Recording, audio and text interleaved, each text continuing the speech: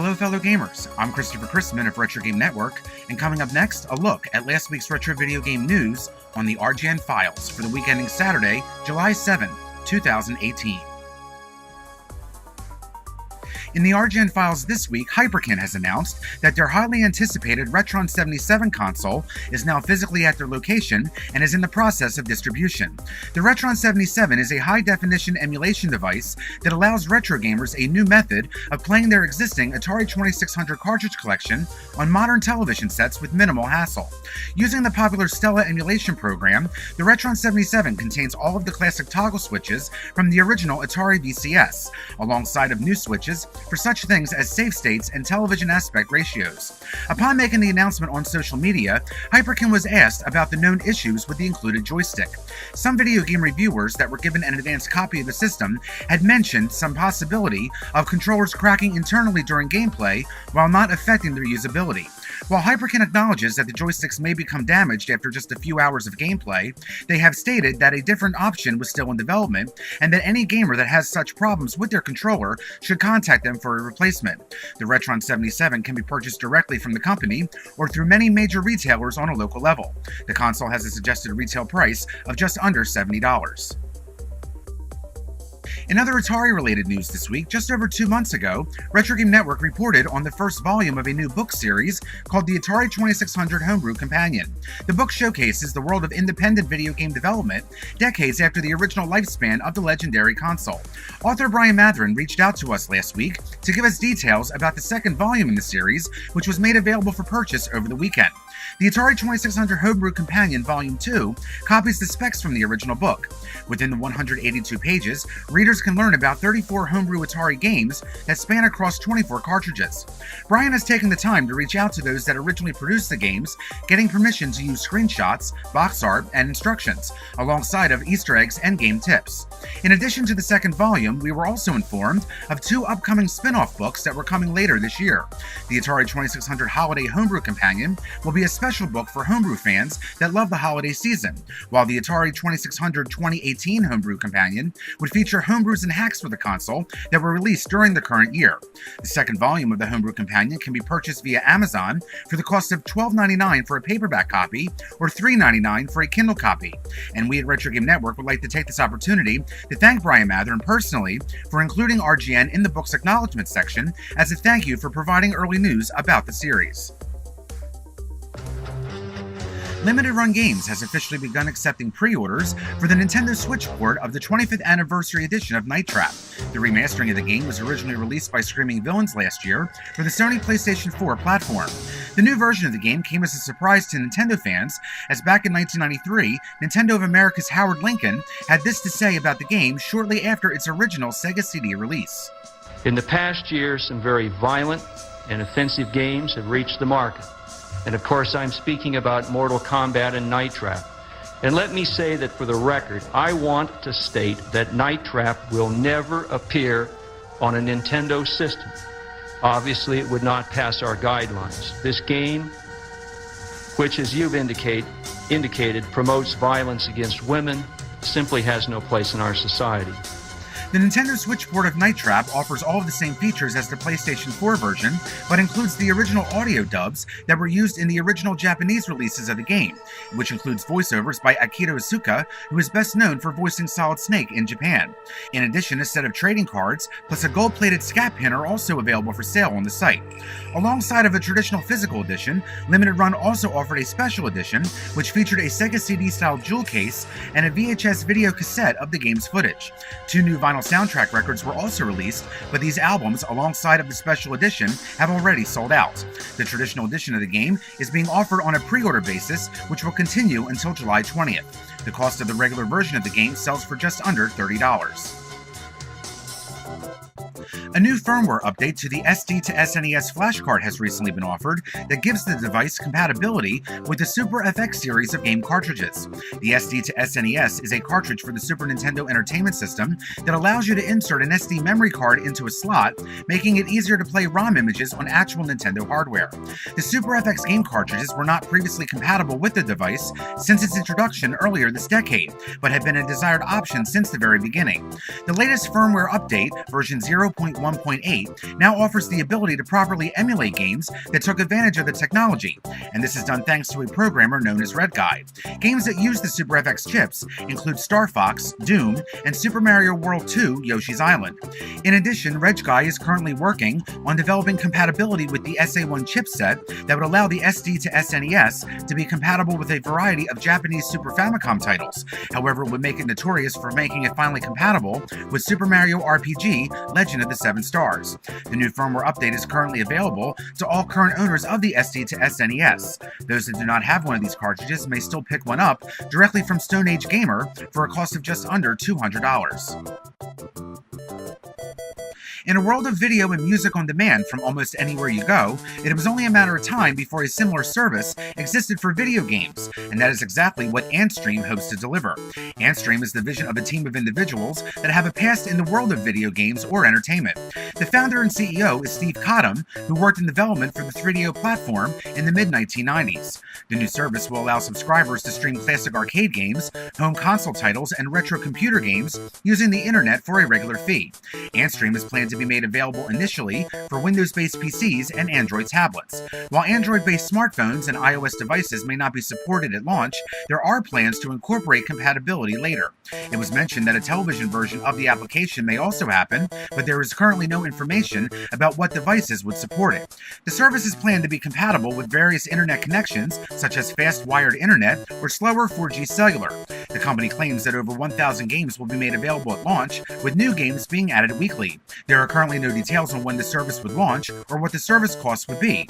However, the service is slated to launch in the UK initially, with a worldwide launch later.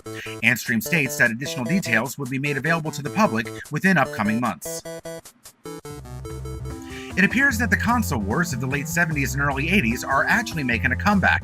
A few months after Atari announced their VCS Indiegogo campaign, it was discovered that Intellivision was planning to release a new console of their own.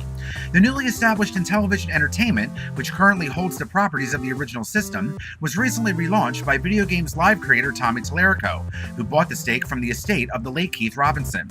Believing that no gamer type, whether hardcore or casual, young or old, male or female, is any better than any other, Tallarico will be focusing more on games that the entire family could enjoy on the new system. Games considered to be too violent, complicated, or in a 3D world will not appear on the system.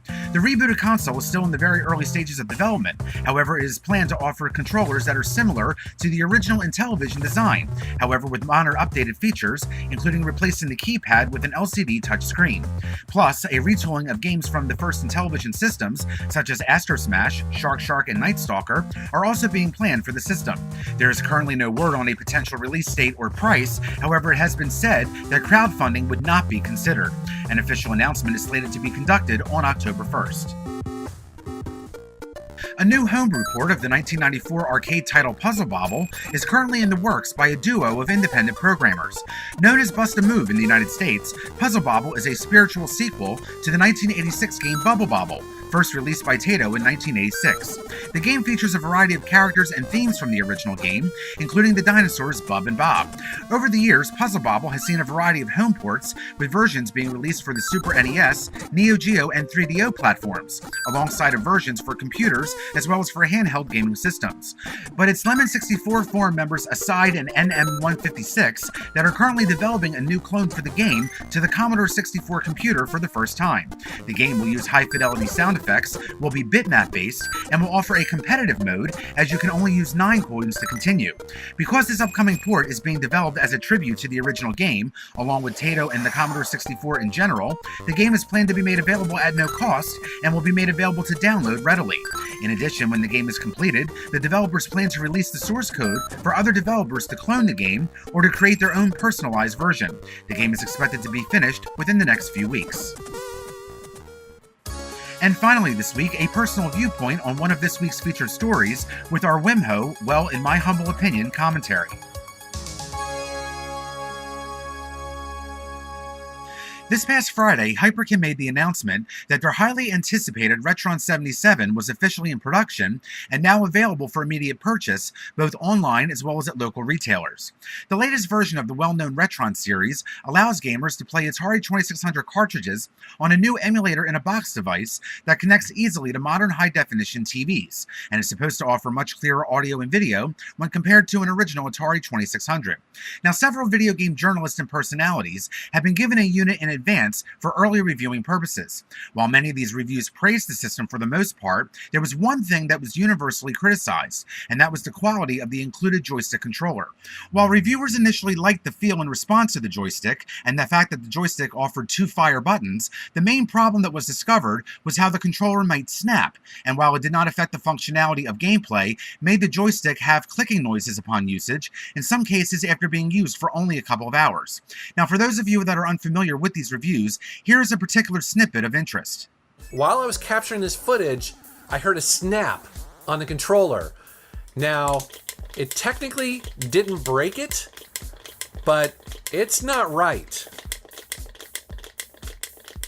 So I reached out to Hyperkin and I was like, do you guys know what's going on with this? And they are already aware of the issue. They're working on a stronger version of it. So they're going to replace my controller.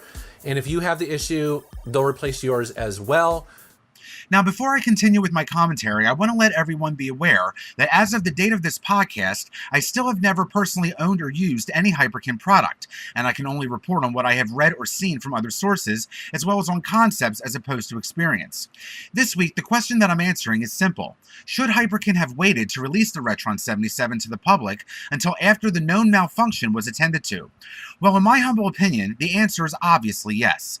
Over the last few years, the retro video game community has been very split among Hyperkin as a whole. While many people use and enjoy their products, others believe that the quality of their devices has become more lackluster at a minimum. When the Retron 5 was released a few years ago, I was very anxious to get my hands on one. However, after hearing about cartridges getting physically damaged after using the device, I decided that it was not worth picking up until the problems were fixed. I decided to hold off. However, to date, I still have not picked one up, since I have not heard of the tight cartridge insertions being altered in any way. Now, I would have loved to have also picked up a Retron 77 from the start, but as soon as the early reviews mentioned the semi-faulty joysticks, again, I decided to hold off on the purchase. What makes me a little bit angry is the fact that Hyperkin has acknowledged that the controls on the joystick are faulty, and while they claim to make sure that a new design was coming, they still decided to release the console as is. In the past, Hyperkin has been notorious for being late with their console releases, so I can understand their desire to get the item out on time for a change. But the thing is, at what cost does this happen? If even as many as 25% of the consoles have faulty controllers, that's going to not only make a lot of consumers mad, but it's also going to cost them a lot of money, when you take into consideration the cost of returning and reshipping the damaged joysticks. Who I really feel bad for the most, however, are those that already pre-ordered the device and are now going to be stuck with an input that may or may not become faulty shortly after using it. And for those customers that have decided to make the Retron 77 their first Hyperkin device, having it be known that there were issues with the controller prior to shipment and not doing anything about it will more than likely make some customers no longer interested in other products from the company, which would also be very poor for business, obviously. In conclusion, my feeling is that while I understand why Hyperkin wanted to get the Retron 77 shipped out in a reasonable time without delay, mostly due to their previous history, when a device is known to have faults, it is the responsibility of the company to delay the availability until the device can be more reliable. By not doing something that simple, they may be sacrificing future income and sales. After all, you wouldn't buy a faulty smoke detector or car, especially if the company that made it knew about malfunctions ahead of time. And that is my humble opinion.